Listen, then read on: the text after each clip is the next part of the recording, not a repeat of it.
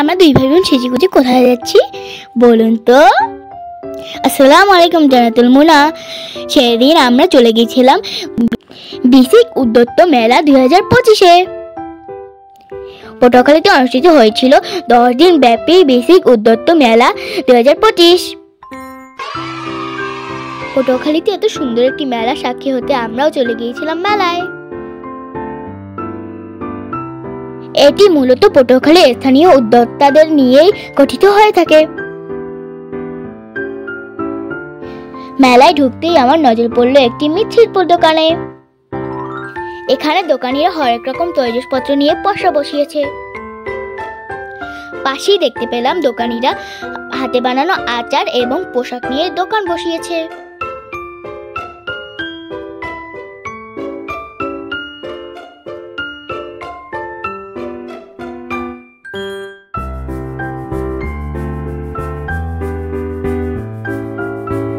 মেলায় বাচ্চাদের আনন্দ দেওয়ার জন্য ওখানে কিছু রাইডও বসানো ছিল।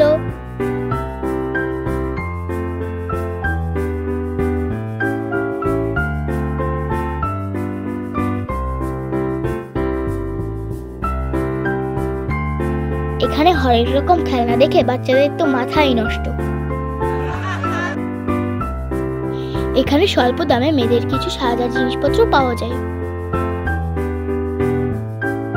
আমার কাছে মেলার সব থেকে আকর্ষণীয় জিনিস ছিল এই পাটের দোকানটি। দোকানের শোপিসগুলো দেখলে আসলে চোখ জুড়ায়। হাতে তৈরি এই পাট শিল্প সামগ্রী বাংলাদেশকে আরো এগিয়ে নিয়ে যাচ্ছে।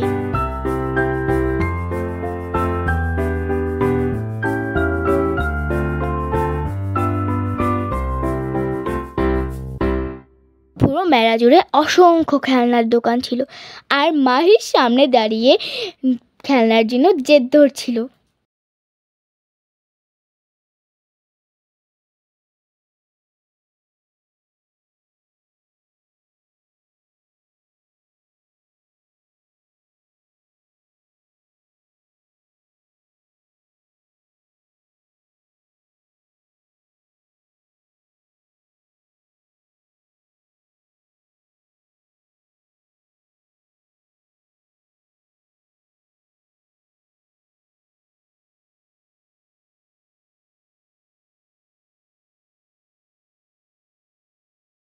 এই দোকানটিতে হরেক রকম কিছু সুন্দর সুন্দর কাঁকড়া ছিল।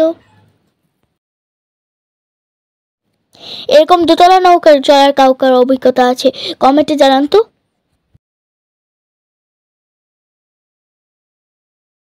এখানে কিছু প্লাস্টিকের ফুল বিক্রি করা হচ্ছিল, যেগুলো দেখতে আসলে নজর কাড়া।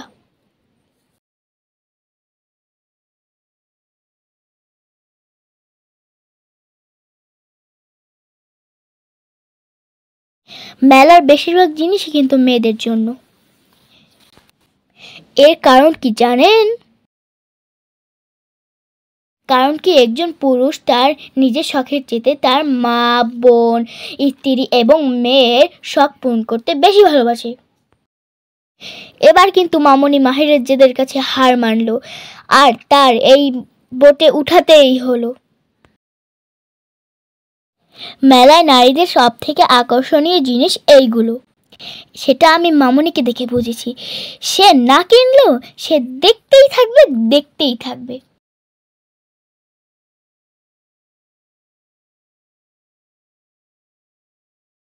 তাই মেলায় ঘুরতে ঘুরতে আমাদের একটু ক্ষুধা লেগে গিয়েছিল। তাই প্রথমে পেট পুজো, তারপর মেলায় ঘোরাঘুরি।